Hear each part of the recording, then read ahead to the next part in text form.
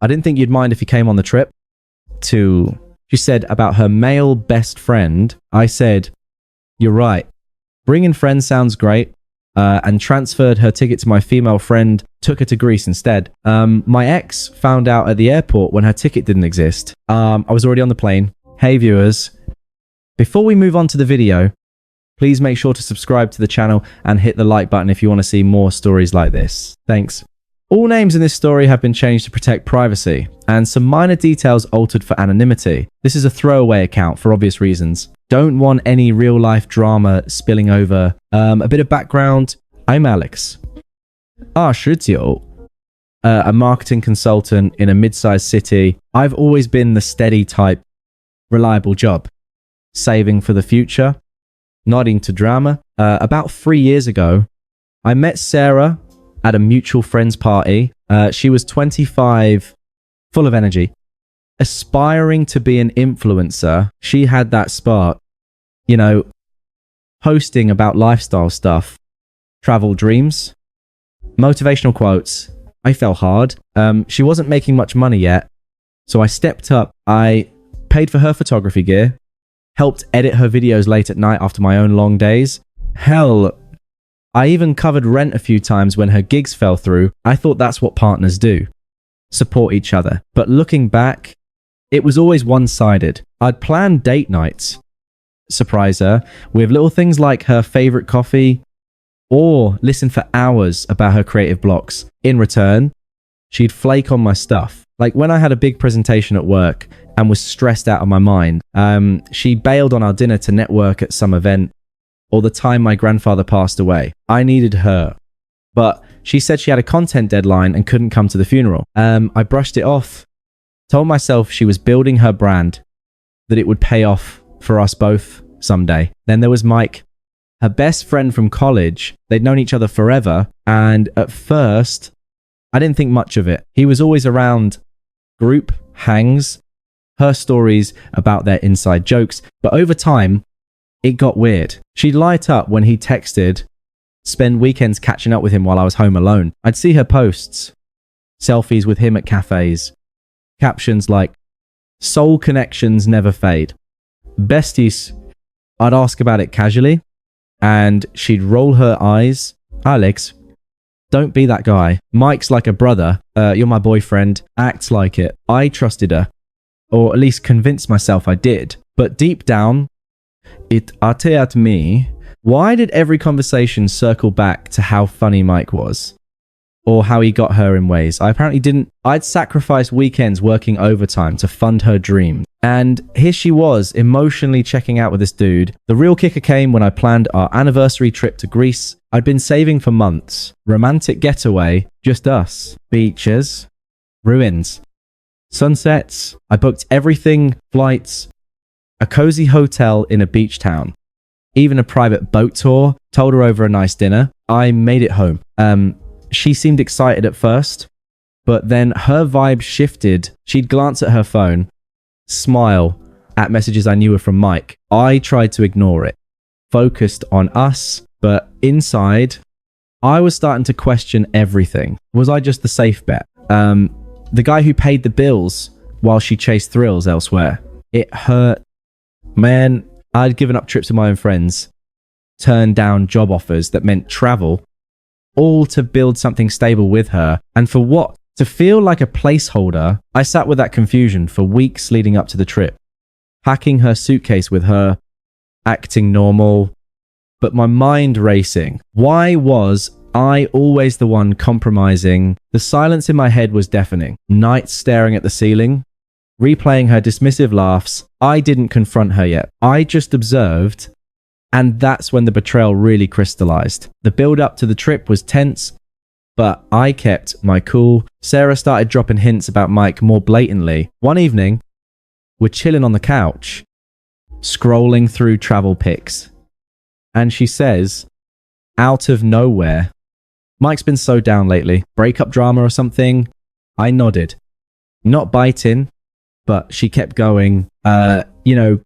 He's always wanted to see Greece. The history stuff, he's obsessed. I felt my stomach twist. Was this leading where I thought, a few days later, over breakfast, pancakes. I whipped up, trying to keep things light. She hit me with it. We're talking about the itinerary, and she casually drops, hey, I didn't think you'd mind if Mike came on the trip. He's going through a rough patch, and it would be fun to have a third wheel for some adventures. Freeze company. Right. We can split costs or whatever. I paused. Fork midway to my mouth, staring at her. She was smirking like this was no big deal. Scrolling her phone as she said it. Wait. What? So I asked, keeping my voice even, this is our anniversary trip. Romantic. Just us. Why bring Mike? She looked up, eyes narrowing, like I was the unreasonable one. Oh. Come on, Alex. Don't be insecure. Mike's my best friend. Practically family. If you really love me, you'd understand I can't just abandon him when he's hurting. It's not like we're eloping or something. It's a vacation. Plus, he can take great photos for my content. Win-win. I pushed back gently.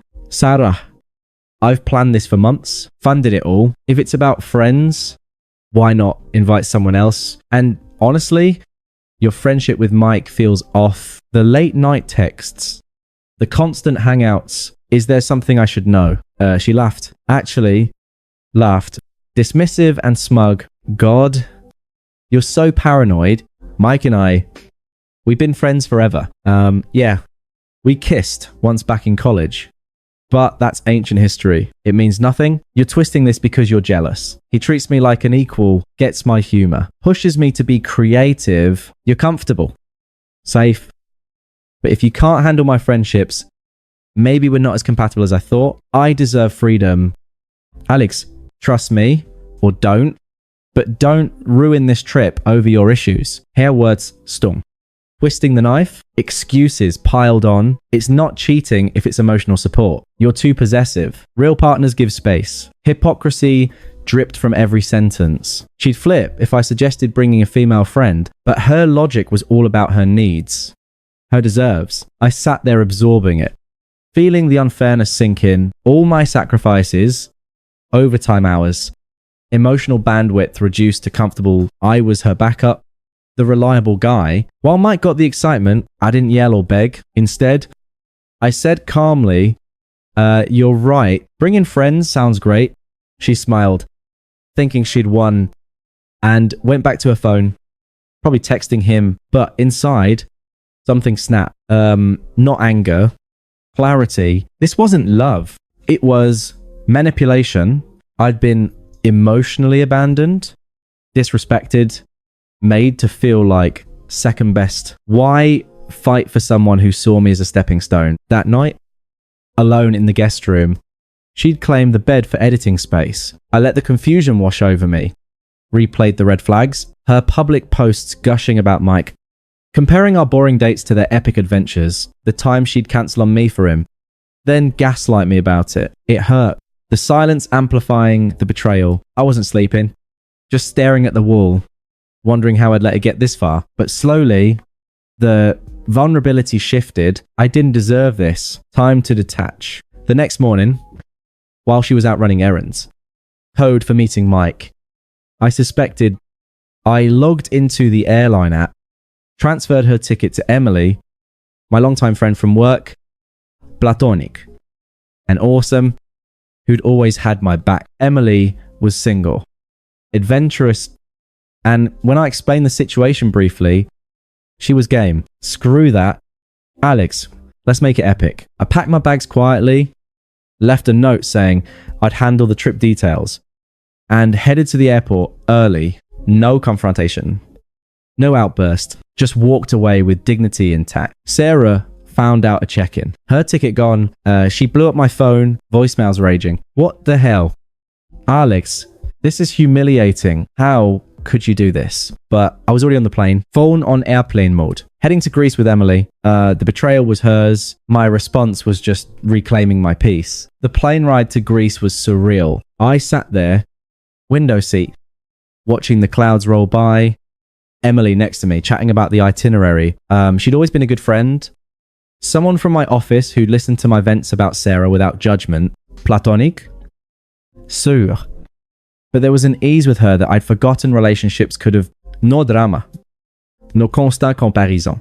As the flight attendant handed out drinks, I finally let myself breathe. No more walking on eggshells, wondering if today was the day Sarah would pick Mike over me outright. But detaching wasn't instant. The first few hours in the air, my mind looped back to the betrayal. How had I missed the signs? Flashbacks hit hard. That time, I surprised her with tickets to a concert she'd mentioned loving, only for her to invite Mike along last minute, turning it into a group thing. Or when I'd confide in her about work stress and she'd pivot to how Mike had landed some freelance gig, making me feel small. I'd sacrificed my own social life, turning down invites from buddies to stay home with her just to be emotionally sidelined. It was unfair, the way she'd manipulated my loyalty into a cage. I sat with that pain, staring at the in-flight map, the distance from home growing, confusion swelled. Had I been too trusting? Too safe, as she called it? But slowly, in the quiet hum of the engines, it shifted. This wasn't on me. I'd given everything. She'd given excuses. Time to reclaim my life. Landing in Athens, the warmth hit like a reset button. Emily and I grabbed our bags, hopped a ferry to the beach town. White sands, turquoise water, ancient ruins dotting the hills. No rushing to check my phone. I blocked Sarah on everything before takeoff. Dignity meant no looking back. No petty explanations. We explored, hiked to a clifftop temple at sunset, the kind of view that makes you feel small in the best way. Shared laughs over fresh seafood. No undercurrent of tension. Emily opened up about her own past heartbreaks. And for the first time in years, I felt seen, not as a provider or backup, but as me. The silence I dreaded back home turned into peace here. Mornings sipping coffee on the balcony, watching waves crash. I reflected on the red flags I'd ignored. Her smug dismissals, the way she'd twist my concerns into insecurity. It stung, but sitting with it built resolve. I wasn't begging or confronting, I was evolving. By day 3, the trip bloomed into something unexpected. Emily and I bonded deeper, conversations flowing naturally, no games. A spark ignited during that private boat tour I'd originally booked for Sarah, sailing along the coast, wind in our hair. We talked dreams, not drama.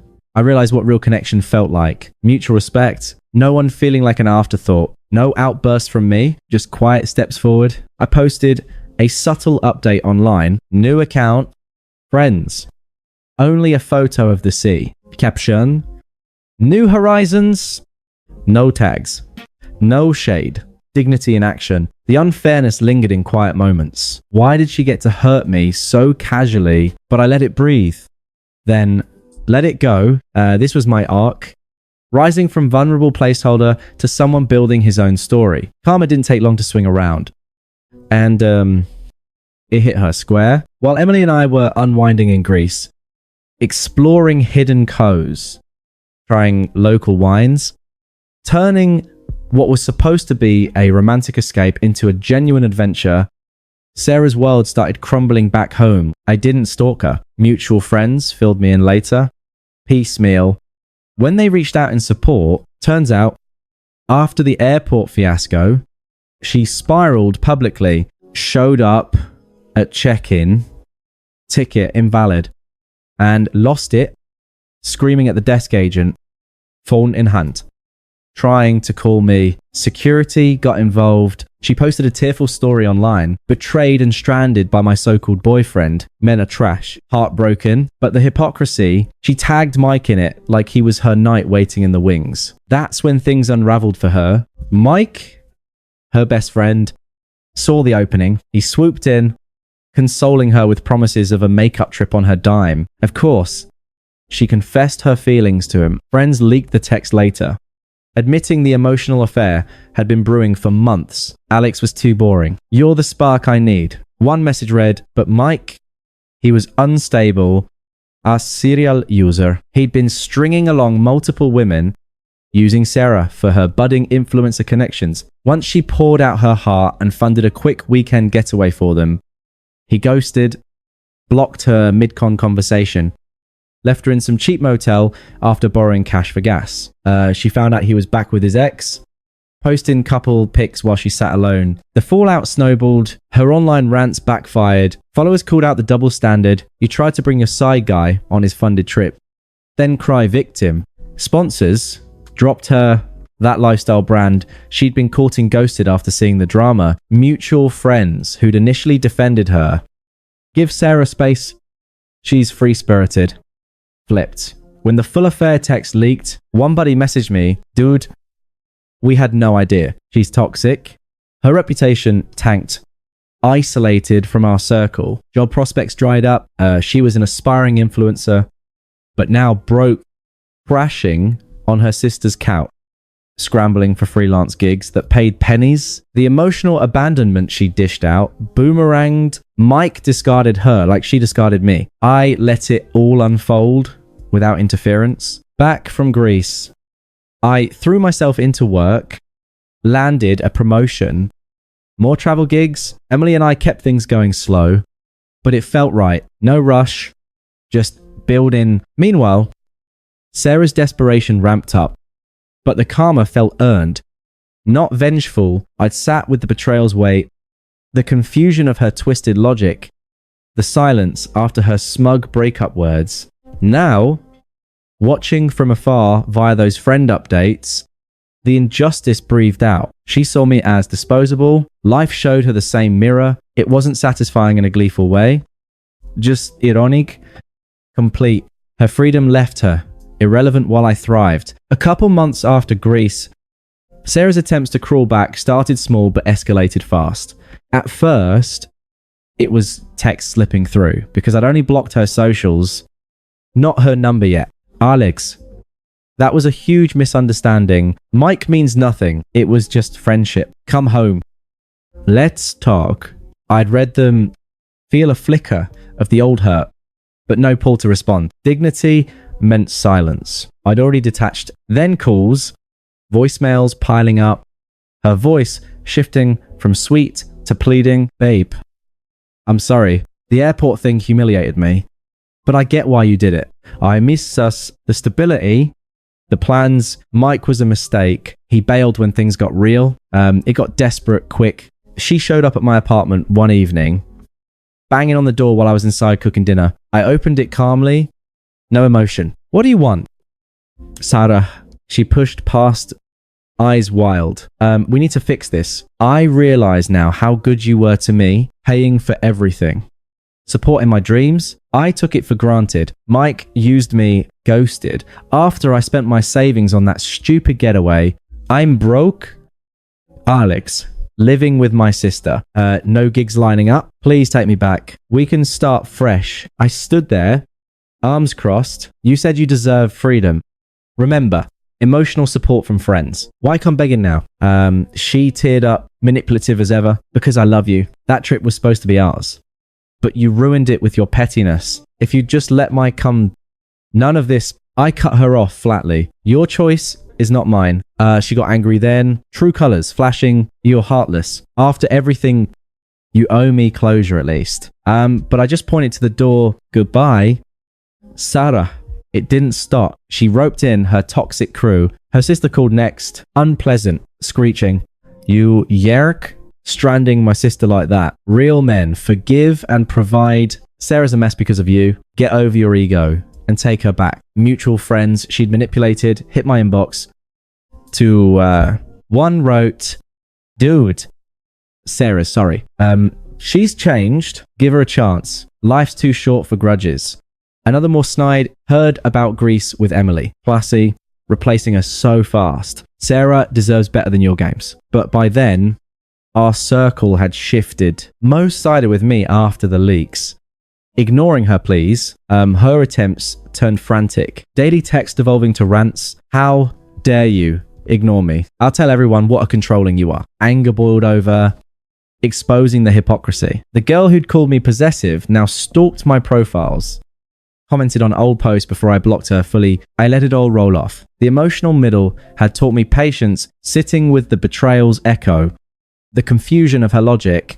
Now, her desperation just confirmed I dodged a bullet. No sympathy from me. She built this isolation herself. The final nail came at our mutual friend Jake's wedding in Italy. 6 months post Greece, I'd moved on fully. Promotion at work meant more travel. A new apartment with views. And Emily, we'd gone official, building something real, no manipulation, just mutual growth. The wedding was in a vineyard town. Rolling hills, fairy lights. The works, I was there with Emily, mingling when Sarah showed up uninvited, crashed via +1 loophole. I later learned she looked rough. Faded makeup, forced smile, clearly unraveling further, jobless now, reputation in tatters, isolated after more online blow-ups. She cornered me during cocktail hour, away from the crowd, but still visible. Emily was chatting nearby, giving space, but watching. Sarah grabbed my arm. Alex, please, I see it all now. Your posts, the new life, I messed up big. Mike was abusive. Unstable, he used me and left me broke. But us, we had potential. Let's start over. You owe me after that stunt, humiliating me at the airport, replacing me with her. Her voice cracked, desperate and hypocritical. I love you. Don't throw it away. I pulled back calmly, mirroring her old logic. You said bringing friends on trips was fine, right? No big deal. Just fun. I applied your rules. Took Emily instead. Worked out great. She flinched, but I continued, firm and evolved. That betrayal taught me what I don't need. Manipulation, comparison, emotional abandonment. I've built better now. Work's thriving, peace intact. Emily sees me, values the safe guy you mock. You're irrelevant to my happiness. Sarah, doors closed. She bigger harder. Anger, creeping. How can you be so cold? I deserve a second chance. After all, I put up with your boring stability. Hypocrisy peaked. Power flip. The smug dumper, now desperate while I stood tall. Emily approached, then slipping her hand in mine. Everything, okay. I introduced them casually. Sarah, meet Emily, my partner. The contrast hit public. Guests whispering as Sarah stood alone, humiliated. While we walked to the dance floor, laughing, she slunk away. No more. Please. That was it. Karma complete. Ironic and earned. I don't think about her anymore. Lesson learned. Life upgraded. Tell the DR. She tried to bring her best friend, a fair partner, on our Greece trip. I transferred her ticket to my actual friend instead. She unraveled, begged desperately, but at a wedding, saw my new life and got rejected for good. Morale, don't betray loyalty. It bites back. Thanks for watching. Make sure to subscribe to the channel and hit the like button. What do you think about this story? Share it in the comments.